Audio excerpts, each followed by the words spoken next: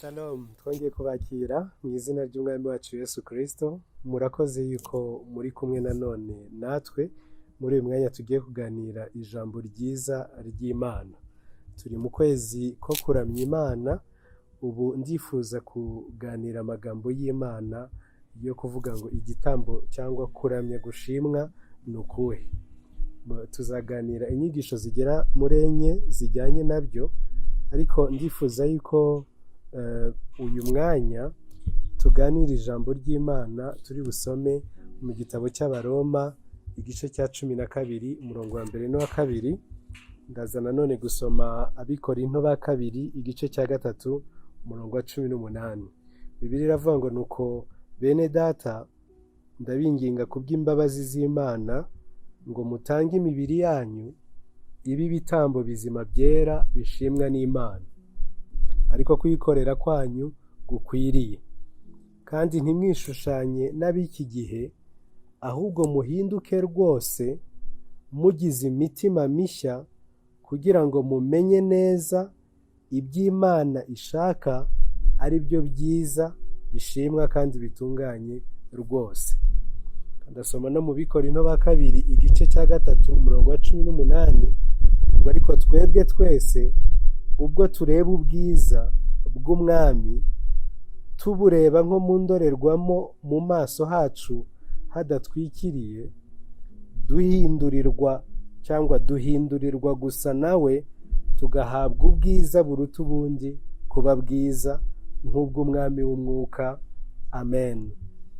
Bavandimwe muri Kristo, ndifuza yuko dutinda ku kuganira kuri aya magambo y'Imana, kandi nzi neza yuko ibyiringiro byacu biri bukomezwe nayo. Hano mu Baroma 12 aho twasomye batubwiye uburyo dutamba imibiri yacu nk'igitambo gishimwa, kizima kandi cyera. Iyi minsi tuzaganira igitambo kizima ni ikihe, igitambo cyera ni ikihe, hanyuma igitambo gishimwa n'Imana ni ikihe. Uyu munsi turaganira igitambo kizima, a living sacrifice. Igitambo kizima ni ikihe, igitambo gishimwa ni ikihe, igitambo cyera ni ikihe.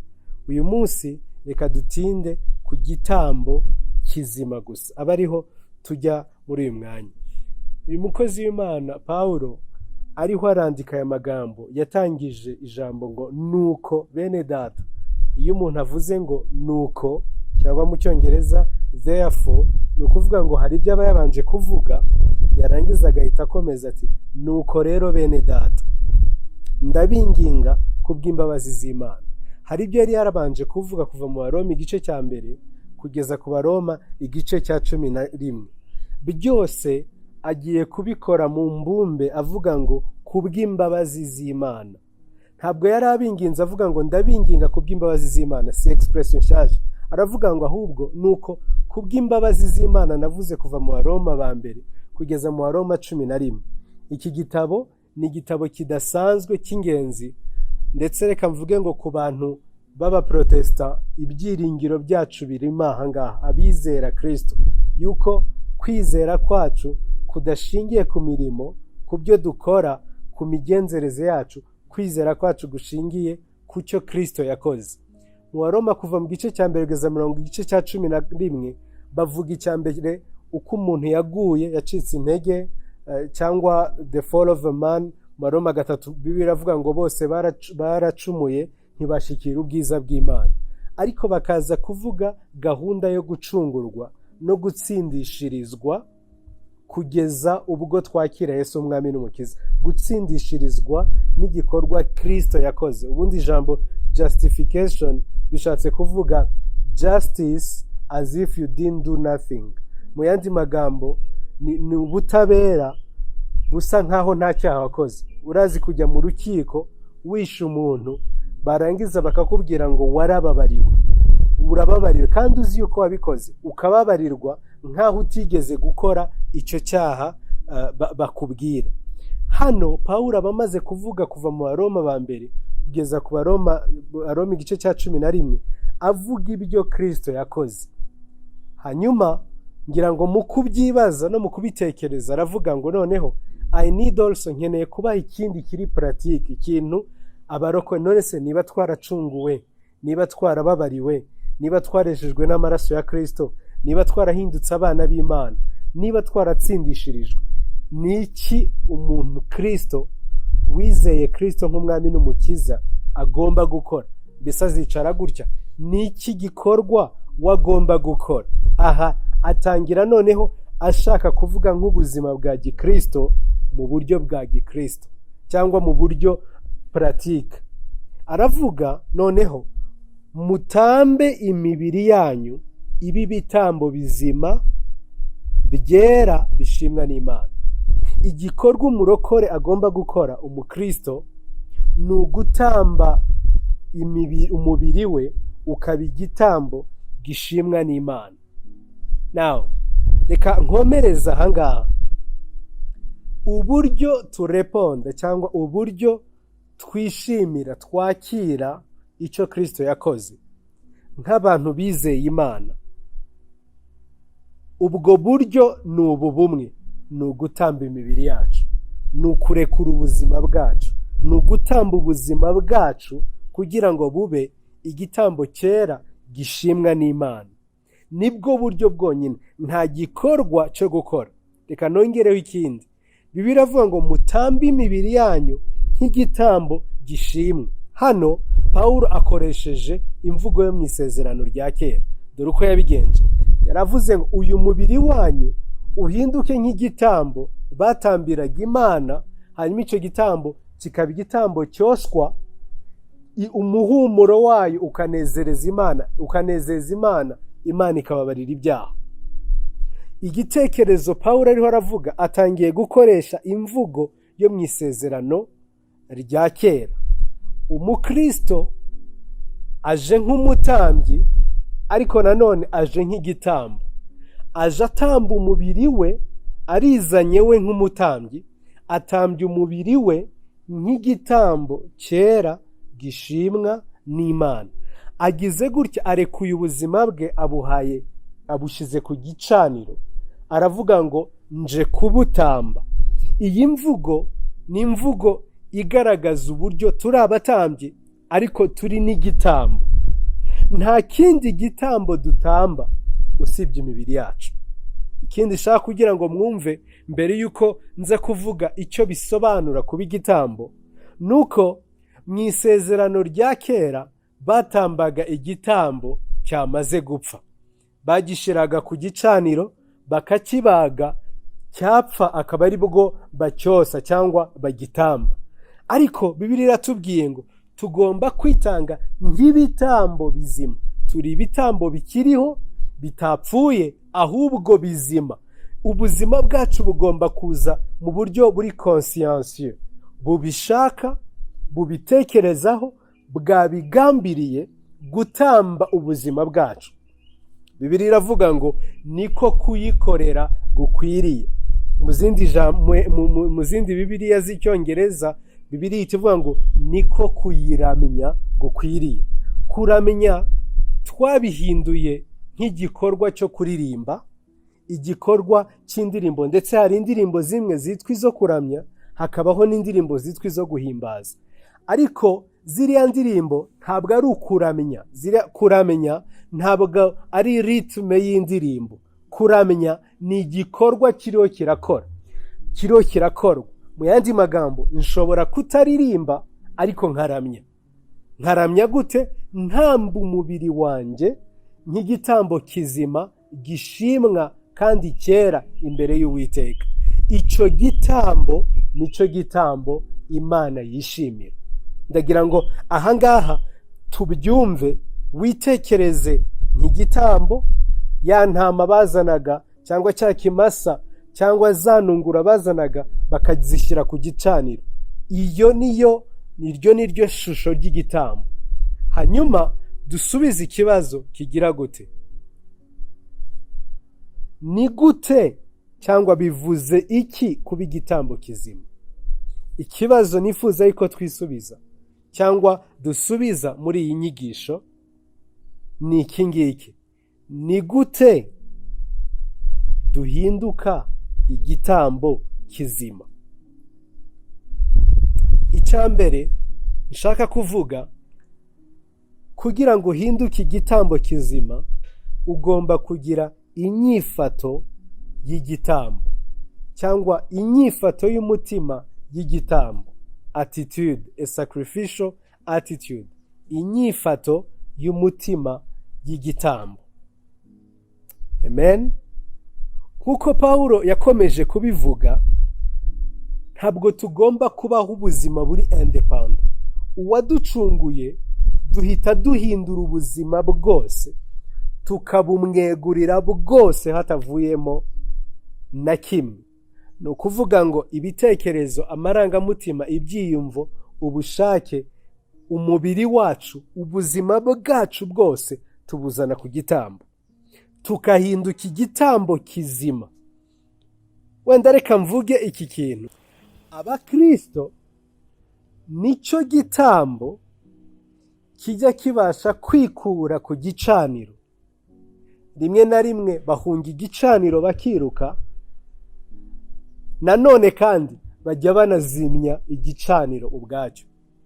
Abakristo nibwo bwoko bw'ibitambo bajya bikura ku gicaniro bakaba banakizimya, yewe aho kugira ngo icyo gicaniro cyo kubatwika bakakizimya ubwacyo cyangwa bakagihunga. Uburyo Imana igukoreshamo iby'ubutwari biterwa n'uburyo wahisemo kuguma ku gicaniro.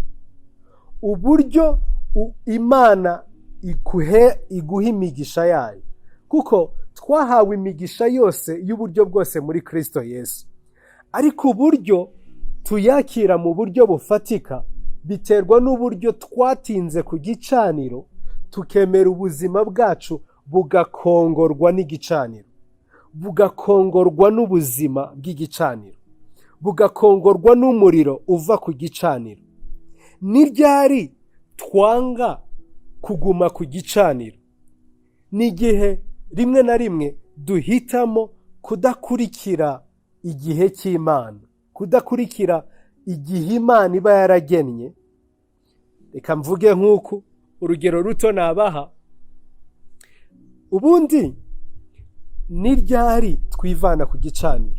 Muzi igihe icyo ari cyo? Ni igihe tudashaka gukurikira igihe cy'Imana cyangwa ibihe by'Imana byo guhindura ubuzima bwacu, tukifuza kwirwanirira. Urugero natanga ni Mose. Bibiliya irambwira ngo amaze kubona uburibwe bwa bene se, ukuntu Abanyegiputa bakomeje kubakubita no kubamerera nabi, Bibiliya iravuga ngo kwizera niko kwatumye Mose amaze gukura yanga kwitwa umuhungu n'umukobwa wa Farawo, umuhungu w'umukobwa wa Farawo. Njya mbireba nkabitekereza, nyina yakomeje kumubwira ngo nubwo uri muri pale, mwana wanjye uri umuyuda, uri umuyuda. Noneho umunsi umwe ari mu nzira ariho aragenda, abona umunyegiputa ariho arakubita umuyuda, biramubabaza cyane, arwana nawe aramwica. N'andi magambo, icyo shaka kuvuga hano, Mose yagerageje gushaka gucungurira Imana abantu akoresheje ubushake bwe, adategereje igihe cy'Imana mu buzima bwe ngo Imana imuhindure ayoborwe n'umwuka w'Imana aho kuyoborwa na kamere ye, aho kuyoborwa n'ubushake bwe. Resulta amara imyaka 40 mu butayu. Iyo udashaka gukurikira gahunda y'Imana, igihe cy'Imana, ngo wemere uvuge uti Mwami nditeguye, Mwami niba warampamagaye kuba umubwiriza butumwa, ntabwo ndi bugerageze kwiyamamaza, ndategereza umpindure wowe uzanyamamaze. Ntabwo ndi butegereze kwirwanirira, jyewe Mwami nditeguye. Nkunze kubwira ababwiriza butumwa nta na rimwe nigeze gusaba umwanya wo kubwiriza ubutumwa, kubera iyi mpamvu. Naravugaga ngo Imana nibona mfite ijambo izankingurira umuryango yo ubwayo. Nkunda iyo Imana yagukinguriye imiryango kurusha iyo wowe ubwawe wikingurira, kuko icyo gihe ntumenya niba ari Imana yabikoze cyangwa ari kamere yawe. Hari abazi kwiyamamaza. Niba ushaka promotion, aho kugira ngo wiyamamaze kurushaho, Bibiliya iravuga ngo nukora ibyiza ntuzashimwa. Rekeraho umwanya wo kwiyamamaza, fata umwanya wowe ubwawe wo gutegereza igihe cy'Imana, kandi iyo kije ntikibamo imivurungano. Ubundi twanga kuguma ku gicaniro. Icya kabiri, iyo tudashaka gukurikira ubushake bw'Imana. Imana yabitubwiye kujya iburyo, tugahita duhindukira tukajya ibumoso.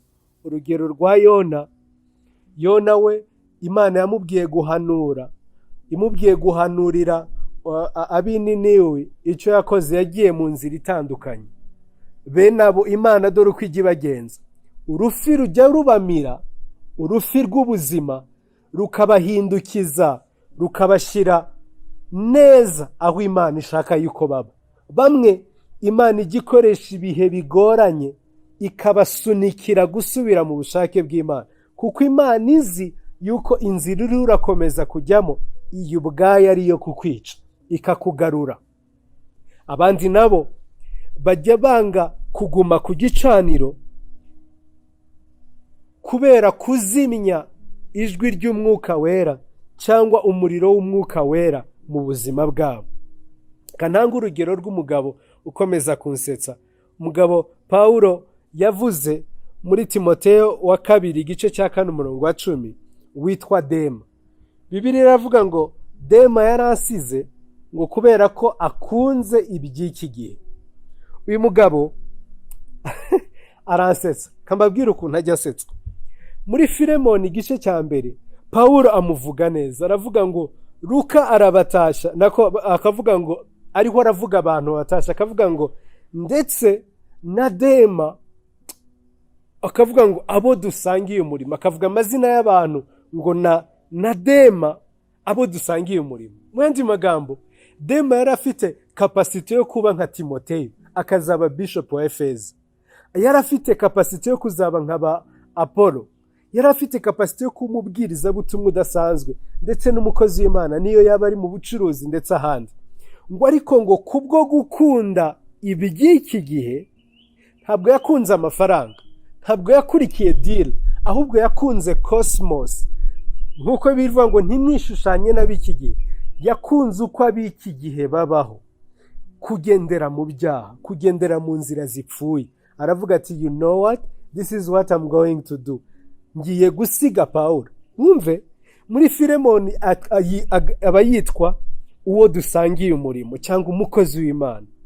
Ndetse no mu Bakolosayi Pawulo amuvuga ari kumwe na Luka. Mu yandi magambo, yari umukozi w'Imana wagendanaga na Luka intumwa na Pawulo intumwa. Muri Timoteyo wa 2 bigahita bihinduka, agahita yitwa uwakunze iby'iki gihe.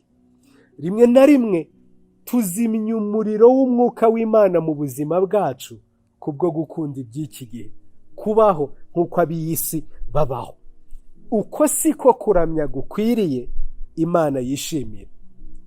Ugomba kugira inyifato y'umutima y'igitambo.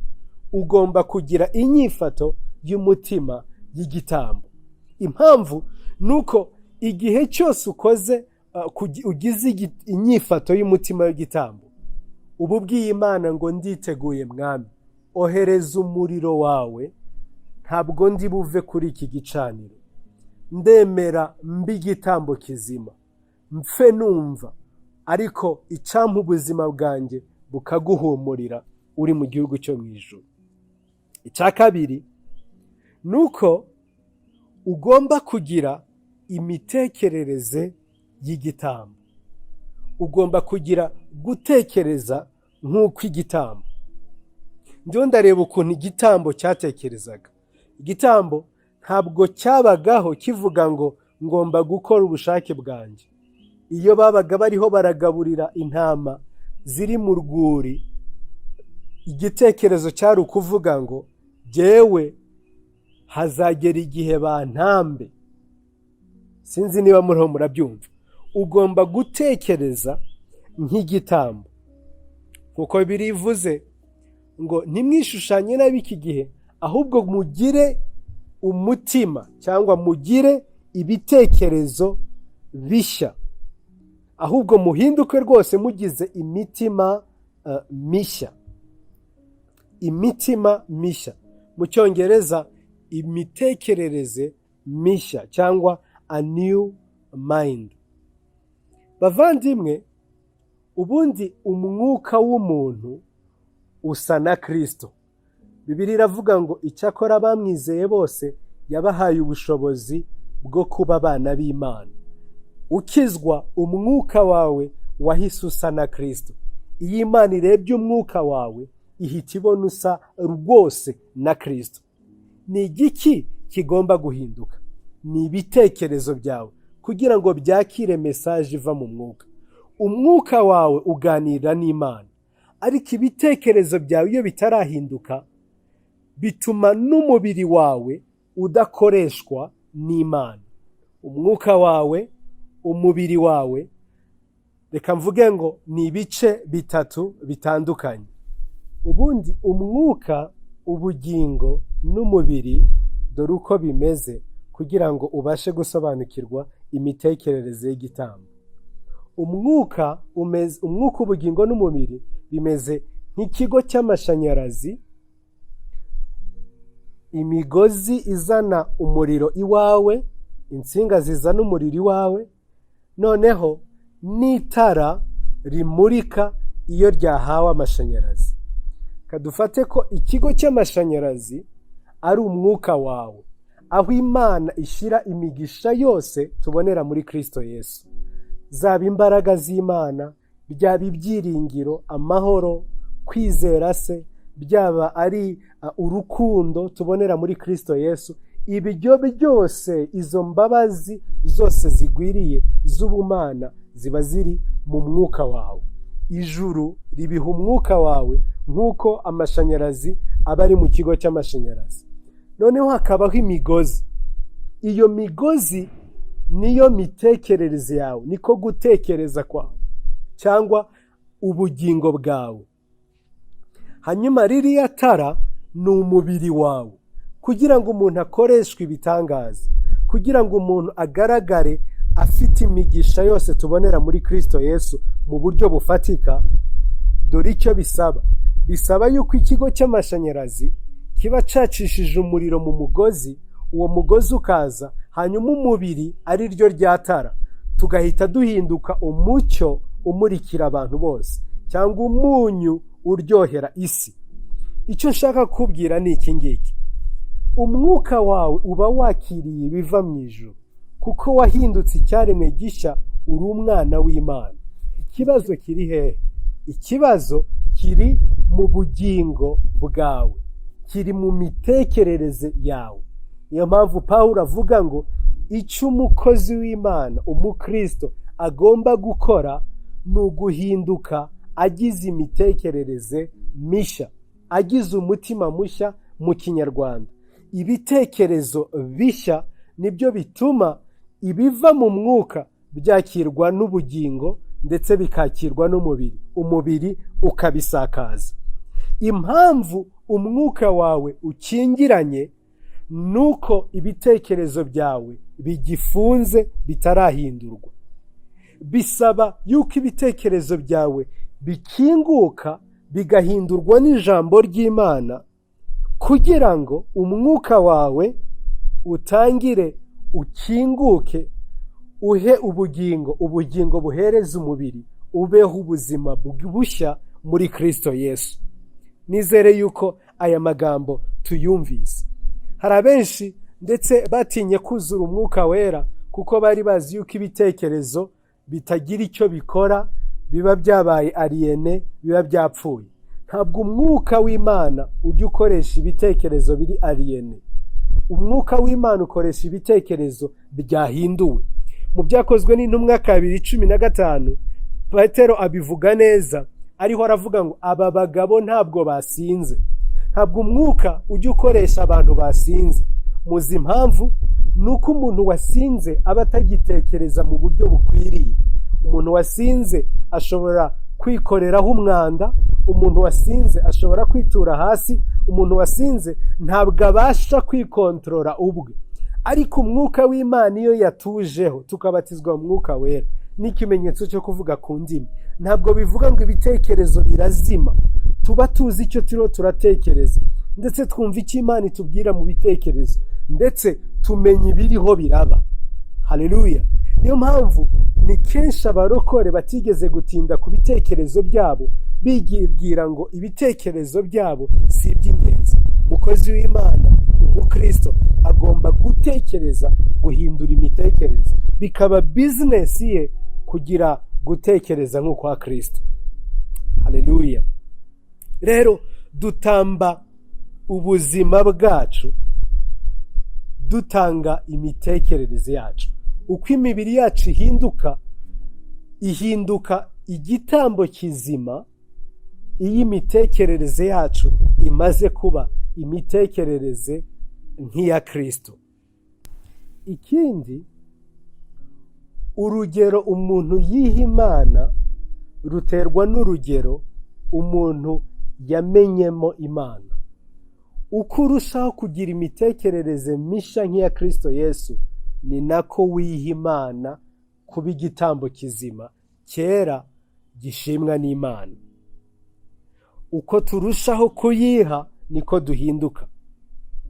Urugero ruto natanga nuko ku mukristo ukiri muto, ibi bishobora kuba bishaka kuvuga kureka kunywa itabi, kureka kunywa inzoga n'indi mirimo. Ariko ku mukristo urushaho gukura, bishobora gusobanura gutamba ubwibone bwawe se, cyangwa gutamba reka mvuge ngo ishyari ugirira abandi, ugira haba mu muhamagaro, haba mu kazi. Hari n'abantu bagira ubwibone bwo mu buryo bwo mu mwuka. Uwo nawe aba akiri muto, aba ataratamba imitekerereze ye, akagira ishyari ndetse akagira n'ubwibone bwo mu mwuka. Nuzuye umwuka kurusha kanaka, mbwiriza neza kurusha kanaka, ntiwangereranya na pastori kanaka, ntiwangereranya n'uyu muntu, ahubwo ubuzima bwe bugahora iteka ryose bwigereranya n'abandi, cyangwa bwibona bushaka kwerekana ngo bariya ni babi ariko jyewe dore uko meze. Ubwo nabwo ni ubunyamubiri. Haleluya! Ubundi reka mvuge iki kintu, ubuzima bwacu niba hari ikintu kigoye ni uguhinduka. Ijambo birivuga ngo mugire guhinduka, cyangwa be transformed, cyangwa soyez transformé. Iri jambo transformation niryo jambo rikomeye mu buzima bwa gikristo, niryo jambo rigoye mu buzima bwa gikristo. Bundi iri jambo Pawulo akoresha mu Roma 12 ni naryo jambo Bibiliya yita transfiguration, cyangwa guhindurwa. Ubwo Kristo yarageze ku musozi, Eliya na Mose bakamwiyereka, noneho Petero gavuga amagambo ngo duce ingando ngo eshatu, imwe ya Mose, imwe ya Kristo, n'indi ya Eliya. Kuri ya Kristo yahinduwe akagaragara mu bundi bwiza butangaje, ubundi bwiza bw'icyubahiro, ubundi bwiza buri surnaturel. Buriya bwiza nibwo Bibiliya yita transformation. Nibwo mu Baroma 12 umukristo wahindutse aba transfigure. Oh haleluya! Ndifuza kuba transfigure nanjye ndifuza kuba transforme, nkagira ubwiza Bibiliya yise ngo nk'ubw'umwuka. Abakozi b'Imana badasanzwe nkaba reka wenda mvuge hino hirya Idin Nabara w'umunyekongo, ngo yajyaga ava mu gusenga yahinduwe rwose, ngo yajya mu isoko, yagera mu isoko abantu bamureba bagatangara, bakavuza induru bakavuga ngo uyu muntu arasa na Kristo. Abandi bakozi b'Imana, undi wigeze kuntangaza ni umugabo w'Imana umwe wo mu gihugu cy'Ubuhinde witwa Saidu Sundar Singh. Yajyaga ava ku musozi gushaka Imana, yasohoka yagera mu muhana w'iwabo, baba bamubonye bakamwikubita imbere bakavuga ngo tubonye Kristo. Abahindi batigeze kumenya Kristo, baba Buddhiste, baba Hinduiste, bamureba bagahita bavuga ngo turifuza gusa na Kristo, tubonye Kristo, bakakira Yesu kandi babonye umuntu, kuko dusa na Kristo. Bavandimwe, niba hari ikintu kigoye ni uguhinduka. Kubera iki? Ibyinshi mu byemezo dufata n'ibikorwa dukora ntabwo biterwa n'ibyo tuzi, ahubwo biterwa n'amakuru atekewe mu bwonko, muri subconscious yacu. Ndetse abapsikologe bavuga ngo 95% by'ibyemezo byacu, by'ibyo dukora, biva muri subconscious kurusha muri conscience. Niyo mpamvu umuntu yakwiga ubukungu, akiga economy, akiga business, ariko ntabe umutunzi.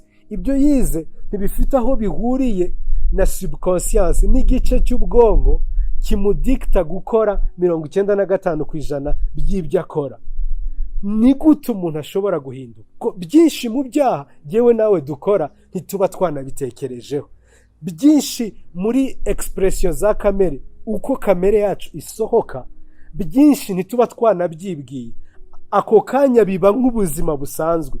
Ucumura utanabizi, ubeshya utanabizi, wiba utabizi, ugatungurwa no kuvuga ngo uyu ntabwo ari jye. Yewe si jye wari ukwiriye gukora ibi. Kubera iki? Uko ubitekereza, uko wivuga nk'inyangamugayo, bitandukanye n'ukuri, kuko hari ikindi gice cy'ubuzima bwawe nawe ubwawe utazi kwikonforma nabyo. Nkiri umukristo muto, hari ikintu cyangoraga kurusha ibindi. Nahoraga nifuza kugerageza kudacumura. Noneho hari imvugo ivuga ngo n'intungane bwira icumuye 7. Havuga basi ngeze kuri 7 cyangwa singeze kuri 7, nkagerageza kuba holy, nkaramutsa abakobwa nifashe, nkicara ntavuga, nkaba ntuje meze nka gutya, kugira ngo ngerageze. Icyambabazaga ni ukuntu igitekerezo kidumbukizaga nko mu mutwe wanjye, nkatangira kubona nacumuye mu bitekerezo, cyangwa nkareba nkarakara vuba, nkaba nabwira umuntu nabi. Ngezaho ubu Kristo numva burananiye, numva mbuvuyemo, numva umujinya ubaye mwinshi, kubera ko sinabonaga icyo nakora kugira ngo nere. Ariko Imana ishimwe kubw'ijambo ryayo. Hari ijambo ryahinduye imitekerereze y'ubuzima bwanjye, riri mu Bakorinto ba 2:3 dusorezamo nk'igisubizo cy'uburyo duhindurwa. Bibiliya iravuga ngo ariko twebwe twese ubwo tureba ubwiza bw'umwami, tubureba nko mu ndorerwamo, mu maso hacu hadakwiriye cyangwa hadatwikiriye, duhindurirwa gusa nawe, tugahabwa ubwiza buruta ubundi kuba bwiza, nk'ubw'umwami w'umwuka. Ndabisobanura gutya: uko turushaho kureba ubwiza bwa Kristo, as we behold the glory of Christ, uko turushaho kureba ubwiza bwa Kristo, Bibiliya itanze igisubizo, nibwo duhindurirwa gusa nawe, tugahabwa ubwiza buruta ubundi. Aho gukomeza twirebaho, twitekerezaho tukavuga ngo reka nirinde gucumura, igisubizo ni iki? Kureba ubwiza bwa Kristo. Igisubizo ni iki? Kureba mu ndorerwamo, iyihe ndorerwamo? Y'ijambo ry'Imana, uwo Kristo ari we. Gushaka kwiga Kristo, ukamwiga wumva ijambo ry'Imana, abakozi b'Imana babwiriza, abavuga Kristo bose, uvuga Kristo w'ukuri uzamwumva. Nurushaho kumwumva, muzi bitangaje, uzisanga warahawe ubwiza buruta ubwa mbere. Ibyakuneshaga ntibibe bikikunesha. Muzi impamvu? Ntiwirebyeho, warebye Kristo. Niyo mpamvu Bibiliya itubwira, muzi igitangaje, Bibiliya iravuga ngo umwuka w'Imana azaza kubahisha Kristo. Aho Kristo ariho ararebwa, aho Kristo ariho aravugwa, aho Kristo ariho arahishurwa, aho ngaho umwuka w'Imana azana guhinduka kudasanzwe. That renewal, uko guhindurwa, guhita kuzanwa n'umwuka wera. Nibyo Bibiliya itubwiye ngo tugasa nk'umwami w'umwuka. Umwuka ahita atangira kuzana transformation. Ntituzahindurwa nuko twitwara, ahubwo umwuka akora umurimo muri twe uko turushaho kureba Kristo. Haleluya!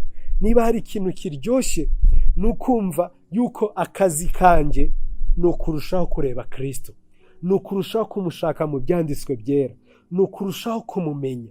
Ntaramenya ibi, mission yanjye nakundaga kuvuga, my mission statement kwari kuvuga ngo isi kiriho icyubahiro cy'Imana kizakwira mu isi. Nkajya mvuga ngo ndashaka kuzuza isi kayuzuza icyubahiro cy'Imana. Ubu mission yanjye yarahindutse. Mission yanjye ni iyi ngiyi, ni ukumenya Kristo, narangiza nkamumenyesha n'abandi. Uko nzarushaho kumumenya, nzi neza nibwo icyubahiro cye kizagwira iruhande rwanjye, mu muryango wanjye, mu itorero sengeramo, mu muhana wanjye. Kumumenya nicyo gisubizo cy'abandi ruhande. Kutamumenya, ibyo nshaka gukora cyose, nshaka guhesha icyubahiro Imana, gihinduka umuvumo ku buzima bwanjye, ntikinanezeza abandi. Icyampa nkamenya Kristo. Ndasenga ngo umenye Kristo. Niyo mpamvu Pawulo ubwe yavuze ngo kumumenya byatumye ibindi byose bimpindukira ububore.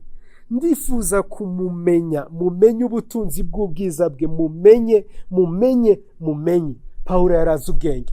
Ibanga ryo gukoreshwa ibitangaza rya Pawulo, ibanga ryo guhindurwa kwa Pawulo, ibanga ryo kubwiriza isi yose, ibanga ryo kwihanganira ibyamugeragezaga ryari iri: yifuzaga kumenya Kristo. Behold Christ and you will be transformed. Reba, tumbira Kristo, ubuzima bwawe buzahindurwa. Oh haleluya! Sinzi niba ushaka guhindurwa nkuko mbyifuza. Sinzi niba ushaka kuba igitambo kizima kinezeza Imana. Sinzi niba ushaka kuba umuntu uramya Imana by'ukuri. Reba Kristo, hanyuma guhindurwa kuzana n'umwuka kuraza imbere yawe. Imana ibaho umugisha. Niryo jambo numvaga nifuza. Ndifuza yuko tunarisengeramo, niryo nifuzaga yuko umenya. Imana ibaho umugisha. Reka dusenge Imana. Data, mu izina rya Yesu, uri mwiza. Icyubahiro cyuzuye isi, icyubahiro cyawe cyuzuye isi.